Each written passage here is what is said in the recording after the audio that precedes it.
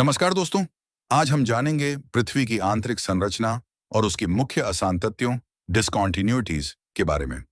पृथ्वी मुख्य रूप से 3 भागों में विभाजित है: भूपर्पटी, क्रस्ट, मेंटल मेंटल और कोर कोर। सबसे पहले बात करते हैं भूपर्पटी की। यह पृथ्वी की सबसे बाहरी और सबसे पतली परत है। इसकी मोटाई लगभग 5 से 70 किलोमीटर तक होती है।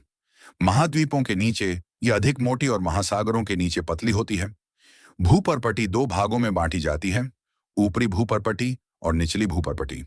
इनके बीच की सीमा को कोनराड असांतत्य कॉनरैड डिस्कॉन्टिन्यूटी कहते हैं, जो मुख्य रूप से महाद्वीपीय क्षेत्रों में पाई जाती है। अब बात करते हैं मेंटल की। मेंटल भूपर्पटी के नीचे स्थित पृथ्वी की सबसे मोटी परत है, जिसकी मोटाई लगभग 2900 किलोमीटर है। यह पूरी तरह ठोस नहीं होती, बल्कि अर्ध ठोस या प्लास्टिक जैसी अवस्था में होती है।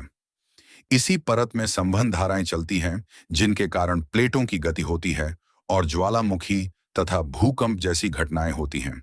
अब आते हैं कोर पर।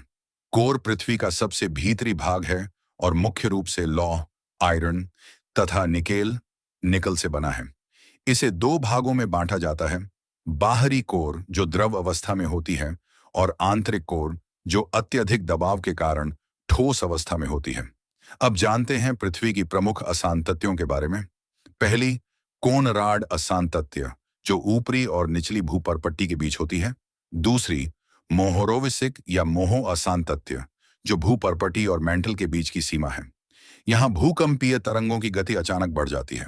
तीसरी, रेपेटी असांतत्य, जो ऊपरी और निचले मेंटल के बीच लगभग 660 से 700 किलोमीटर की गहराई पर स्थित होती है। चौथी, गुटेनबर्ग असांतत्य, जो मेंटल और बाहरी कोर के बीच लगभग 2900 किलोमीटर की गहराई पर होती है। यहाँ ऐस तरंगें समाप्त हो जाती हैं, क्योंकि बाहरी कोर द्रव अवस्था में होती है। पांचवी, लेहमैन असांतत्य, जो बाहरी और आंतरिक कोर के बीच लगभग 5150 किलोमीटर की गहराई पर स्थित है। यहाँ पी तरंगों की गति बढ़ जाती है, क्योंकि आंतरिक कोर ठोस होती है। याद रखने की ट्रिक है: कोनराड, मोहो, रेपेटी, गुटेनबर्ग, लेहमैन।